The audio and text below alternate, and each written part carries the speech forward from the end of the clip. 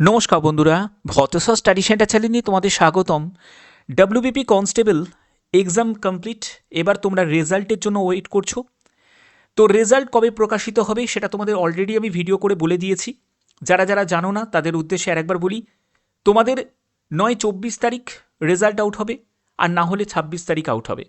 ঠিক আছে, অর্থাৎ তোমাদের ধরে রাখতে পারো, আমি যদি সরাসরি বলতে হয় 20 তারিখ থেকে 26 তারিখের মধ্যেই তোমাদের রেজাল্ট আউট হয়ে যাবে যে কোনো সময়, কারণ পারফেক্টভাবে বলা সম্ভব নয়। তবে তোমরা 20 তারিখ থেকে 26 তারিখের মধ্যেই যে কোনো ডেটে তোমাদের রেজাল্ট আউট হয়ে যাবে। ওকে, আচ্ছা, আমরা পরবর্তী মেন টপিকে চলে যাচ্ছি। মেন টপিক হচ্ছে যে প্রশ্নের যে অ্যান্সার কি তোমরা অনেকেই চেক করেছো, কারণ তোমাদের 7 দিন টাইম দেওয়া হয়েছিল। যদি 7 দিনে তোমার মনে হয় যে কোনো প্রশ্নের উত্তরে ভুল আছে, তো তাহলে সেক্ষেত্রে তোমাদের কি করতে হবে, ক্লেম করতে হবে। ক্লেম করার জন্য ইমেল করতে হবে যে ব্যাপারটা কিন্তু কমপ্লিট হয়ে গেছে। তো এবার মেন ব্যাপার হচ্ছে যে এই যে 3টে প্রশ্নের উত্তরে জানা গেছে ভুল দিয়েছে আর পিআরবি, তো সেক্ষেত্রে এর জন্য প্রাপ্ত নম্বরটা কি হবে। এই যে 3টে প্রশ্নের যে উত্তর যে ভুল হয়েছে, এখানে যদি 0 করে দেয়, ধরো কি করলো যে পিআরবি করলো যে এগুলোকে 0 করে দিল, অর্থাৎ যে প্রশ্নগুলোর উত্তরে ভুল আছে সেগুলোকে 0 করে দিল, অর্থাৎ সেখানে কোনো মার্কস কেউই পাবে না।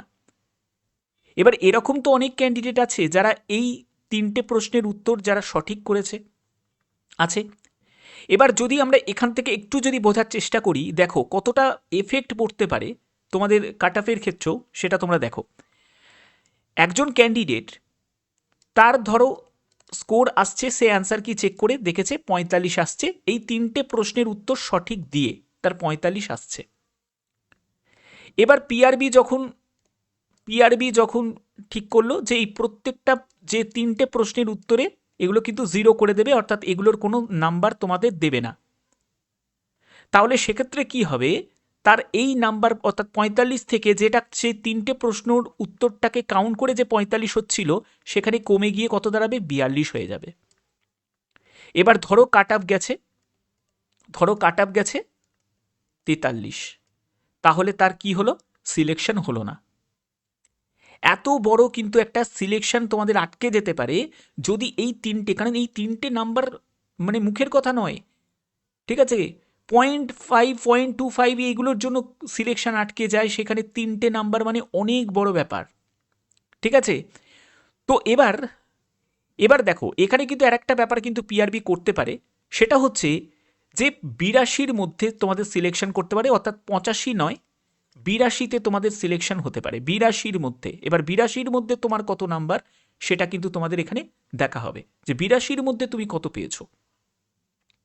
ঠিক আছে, এটা হতে পারে। আমি একটা কথাই বলবো, যেটা আমার মানে মত অনুযায়ী যেটা বলে, যারা যারা অ্যাটেন্ড করেছে তারা যেন প্রাপ্য নম্বরটা যেন পায়, অর্থাৎ 3টেই যদি তারা যদি অ্যাটেন্ড করে থাকে 3 নম্বর যেন প্রত্যেককে যেন দেয়া হয়, প্রত্যেক ক্যান্ডিডেটকে 3 নম্বর করে দেয়া হয়। ঠিক আছে, আর এখানে তোমাদের একটা কথা বলি কেন দেবে না, তার কারণ যদি দেয়, এটাই কিন্তু সব থেকে বড় ইম্পর্টেন্ট, কারণ দেয়াটা তোমাদের অধিকার। কারণ দেখো এই যে 3টে প্রশ্নের, যারা যারা এই 3টে প্রশ্নকে অ্যাটেন্ড করার জন্য আরও হয়তো তারা 4টে প্রশ্ন ছেড়ে দিয়েছে, এবার এখন যদি পিআরবি বলে যে এগুলোর আমরা কোনো নাম্বার দেব না, তাহলে সেক্ষেত্রে তার তো অনেক বড় সমস্যা হয়ে গেল। কারণ সে ধরো এই যে 3টে প্রশ্নের উত্তরের জন্য সে ধরো 5 মিনিট সময় লাগিয়েছে, ওই 5 মিনিটে হয়তো সে আরও কতগুলো জিকে করতে পারতো, সেই জিকেতে হয়তো গোলটাই দিতে পারিনি। ঠিক আছে, তাহলে সেক্ষেত্রে গেল যে 4টে থেকে 5টা মতো সে জিকের প্রশ্ন আরও উত্তর দিতে পারতো, সেটা তুই দিতে পারলো না শুধু সময়ের জন্য, কারণ সে মেন সময়টা এখানেই খাটিয়ে দিয়েছে 3টে প্রশ্নের উত্তরের জন্য। তাহলে সে তো ডিজার্ভ করে এই 3টে নাম্বার, তাহলে তাকে এই প্রাপ্ত নাম্বারটা দেওয়া উচিত, ঠিক না? তো এই ডিসিশনটা কি এসে দাঁড়ায় সেটা পরবর্তী সময় নিশ্চয়ই আমরা জানবো। আর একটা কথা তোমাদের বলে রাখি, তোমাদের অলরেডি আমি দেখিয়ে দিয়েছি যে তোমাদের পিইটি পিএমটি কোন ডেটে হবে। দেখো তোমাদের রিটিনের যে রেজাল্ট, এটা তোমাদের যেটা এক্সপেক্টেড আছে সেটা তোমাদের 20 তারিখ থেকে আমি তোমাদের 26 তারিখের মধ্যেই তোমাদের বলছি, যে কোনো ডেটে কিন্তু রিলিজ হতে পারে। ঠিক আছে, 20 তারিখ থেকে 26 তারিখের মধ্যে যে কোনো ডেটে তোমাদের রিলিজ হতে পারে যে তোমাদের রিটিনের রেজাল্ট। ঠিক আছে? অনেকে বলছে ২১ তারিখে স্যার বেরোবে। দেখো আমি কনফার্ম নয়। আমি যেটা মোটামুটি আমি যা যা জানতে পারলাম যেটা হচ্ছে ২৪ তারিখেও বেরোতে পারে অথবা ২৬ তারিখেও বেরোতে পারে। আবার অনেকে বলছে ২১ তারিখে বেরোতেই পারে, অসুবিধা কিছু নেই। ২০ তারিখ থেকে ২৬ তারিখ আমি এর জন্য আমি এই ডেটটা বলছি যে এর মধ্যে তোমাদের বেরিয়ে যাবে। দেখো বেরোনোটা ইম্পর্টেন্ট, আটকে না থাকলেই হলো। এবার হচ্ছে পিইটি পিএমটির, সেটা তোমরা জানো যে তোমাদের ৫ই জানুয়ারি থেকে ১৬ই জানুয়ারি পর্যন্ত তোমাদের পিইটি পিএমটি হবে। এই ব্যাপারটা কিন্তু কনফার্ম হয়েই গেছে, ঠিক আছে? এবং ইন্টারভিউটা তার পরবর্তী কোনো ডেটে তারপরে ইন্টারভিউয়ের জন্য হবে। তো যাই হোক, এখানে তো তোমাদের এই ব্যাপারটা তোমাদের ক্লিয়ার করলাম। আর কাট আপের ব্যাপারটা আমি বলে দিয়েছি যে কাট আপ কিন্তু এবারে সম্ভাবনা রয়েছে কাট আপটা ডাউন যাওয়ার। আমি তোমাদের আগেও বলেছি, আমি এখনও বলছি, যাদের যে কাট আপই থাকুক না কেন, যে স্কোরটাই আসুক না কেন, তোমরা অবশ্যই কমেন্টে জানাবে যে তোমাদের স্কোর কত আসছে।